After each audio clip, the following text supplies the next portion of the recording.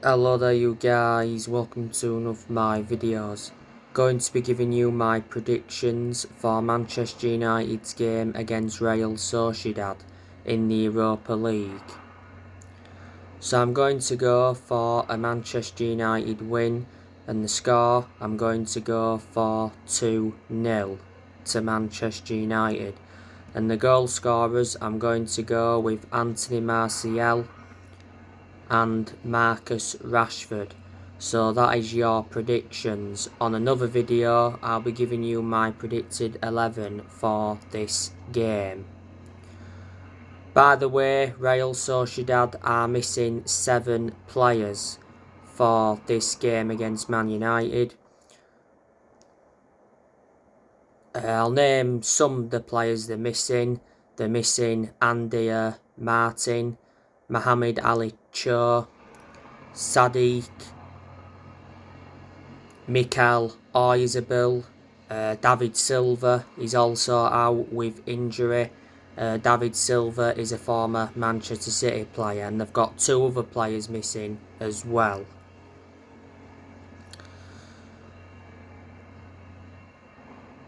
Real Sociedad, of course, won the game at Old Trafford 1-0.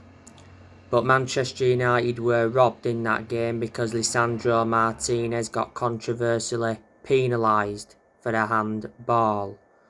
And it was never handball. Real Sociedad are top of the group on 15 points.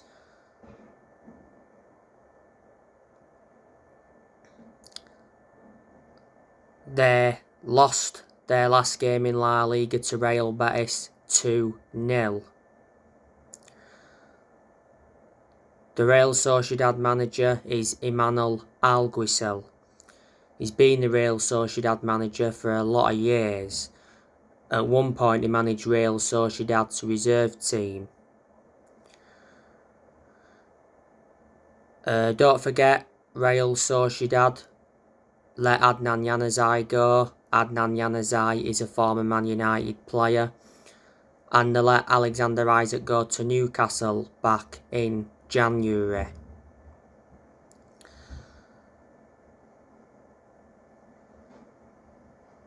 Manchester United beat Real Sociedad away last year 4-0.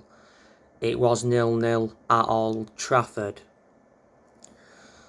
This is Manchester United's final game of the group. Regardless of what happens, Manchester United have already qualified for the knockout stages of the Europa League. That was confirmed when Manchester United beat FC Sheriff 3-0. Man United have won 4 games out of 5 in the group stage, so we beat Sociedad. That will be 5 wins out of 6 games. Rafael Varane, he's still out with injury. Varane came off injured in the 1-1 draw with Chelsea. It was a thigh injury and he went off the pitch in tears. Got some good news regarding Martial. Anthony Martial has returned to training ahead of this game, so he'll be in contention to play.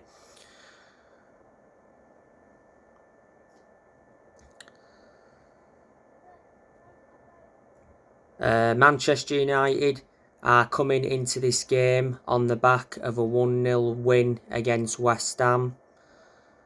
The goal came from Marcus Rashford in the first half. It was a header. It was Marcus Rashford's 100th goal for Manchester United. Marcus Rashford did admit that he wasn't in the right headspace after the game.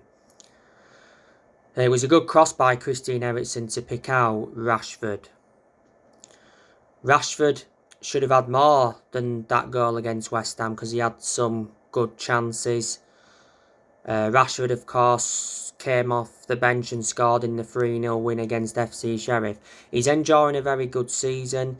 He just needs to be more clinical in front of goal.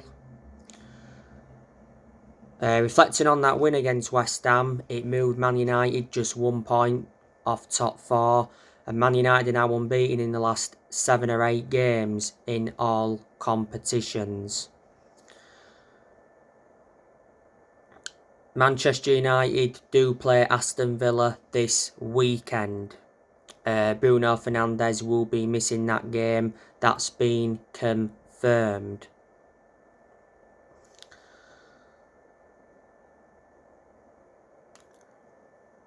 Erik ten Hag, he's doing a good job at Manchester United, and I've always said that Erik ten Hag is a good manager. I said ten Hag needs time at Man United because this is his first full season. Ten Hag's expectations this season will be to get Man United a top 4 finish, and if he can get us a top 4 finish, I'd underline that and say that's a good first full season, then build from that. If we could win a trophy this season, that'd be even better. Man United have not won a domestic trophy since 2017.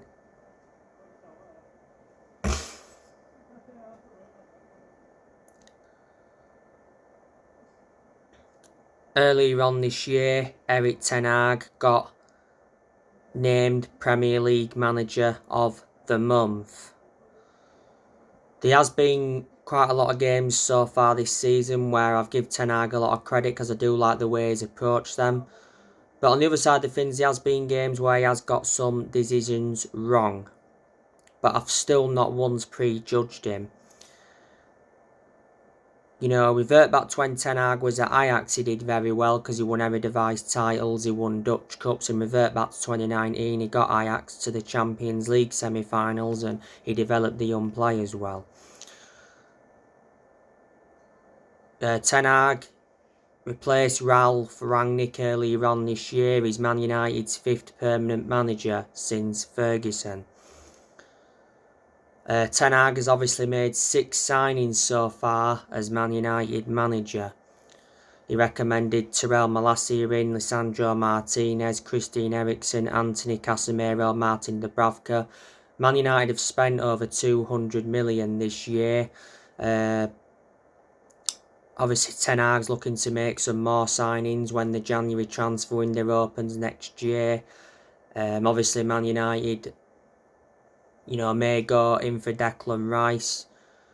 Don't forget, after the 1-0 win against West Ham, Declan Rice made his thoughts clear on Old Trafford in Man United transfer. Man United wanted him earlier on in the year, but we decided to get Christian Eriksen and Casemiro instead.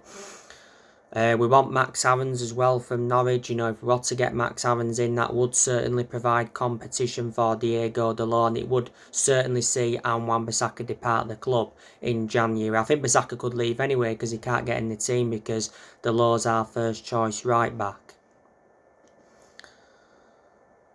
Max Aarons is valued at 15 million. Now I'm hearing that Man United are in for Gakpo, Jude Bellingham.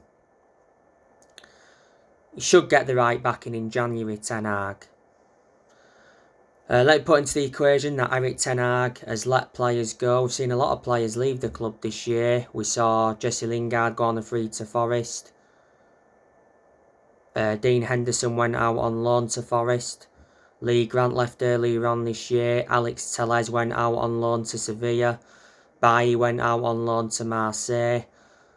Telles and Bailly, I'm expecting them to leave permanently next year.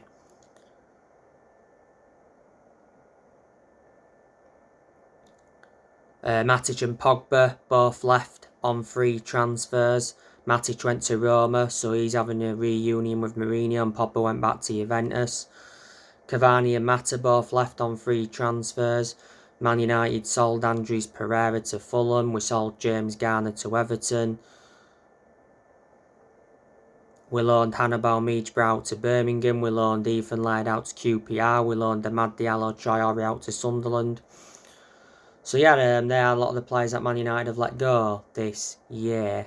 And like I said, more players will be leaving the club next year. Next year, there's a very good chance that Ronaldo will be leaving. It said Man United consider releasing Ronaldo on a free transfer. Napoli are interested in him, so Ronaldo could go back to Italy. Chelsea have been interested in him in the last few weeks. Ronaldo's in the final year of his contract, but there's an option of an additional year. Manchester United re-signed Ronaldo from Juventus last year, so he has been his second spell at Man United. Don't forget, Ronaldo did play in our last game against West Ham. He wasted chances. He did score though on his return in the 3-0 win against FC Sheriff. That was Ronaldo's 701st career goal. Ronaldo didn't play any part in the 1-1 draw with Chelsea the other week as a punishment for him refusing to come on as a substitute in the 2-0 win against Tottenham. Ronaldo stormed down the tunnel before full time. Ronaldo's already held showdown talks with Eric Ten Hag over his Man United future. I reckon Man United could sell Martial next year. He don't get in the team a lot, does he? He's had quite a few injuries though this season. Last season, Martial was out on loan with Sevilla. He's under contract with Man United until 2024.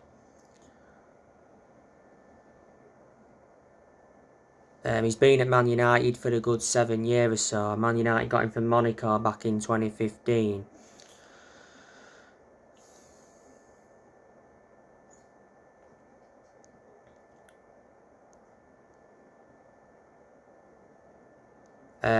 I can see Brandon Williams going next year as well. He don't get in the team. He was out with injury for a while.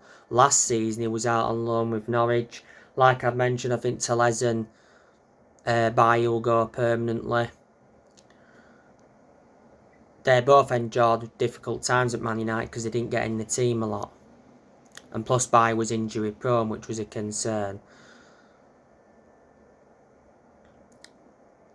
Touan Zabi will leave next year. Don't forget last season he was out on loan with Villa. He's enjoyed like 3 loan spells with Villa. Phil Jones, I think he'll leave the club as well next year because he don't get in the team. I think we could get rid of Harry Maguire because Harry Maguire is no longer one of our first choice centre-halves following the arrival of Lisandro Martinez. Maguire, of course, did play in the 1-0 win against West Ham. It was his first Premier League start since the embarrassment at Brentford. To be fair, he put a good performance out. Maguire had injury earlier on this season. He's had quite a few injuries as a United player. The only reason Maguire played is obviously because Varane's not available at the moment. If we decide not to start Maguire when Varane's not available, Lindelof starts ahead of him. Man United overpaid for Maguire, got him for 80 million. And revert back to last season, the vast majority of Man United fans were demanding for the captaincy to be taken off him.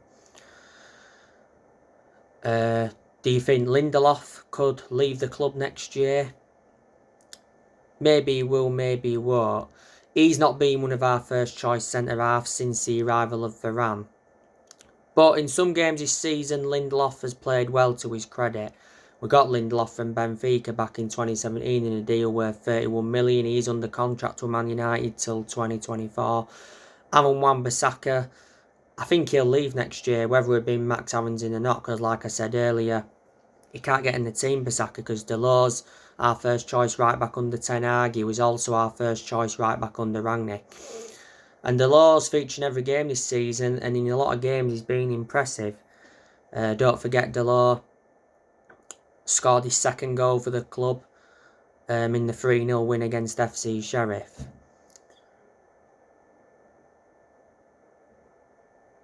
And David De Gea, his future is in doubt at the club as well.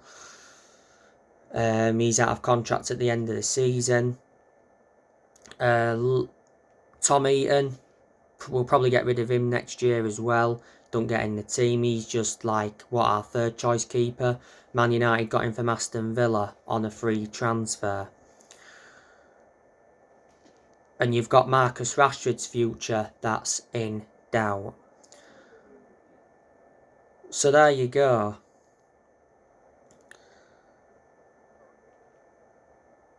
Obviously,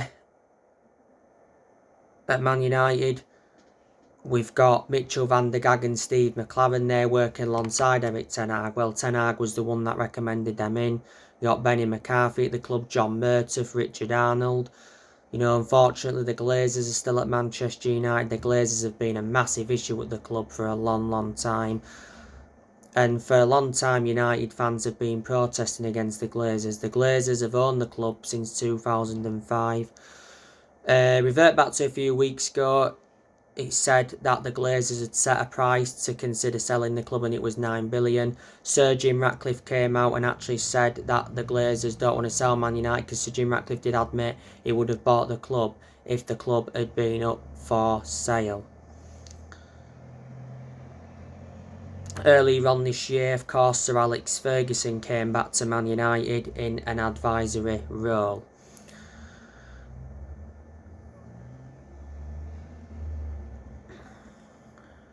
And obviously, you know the news regarding Edwin van der Sar.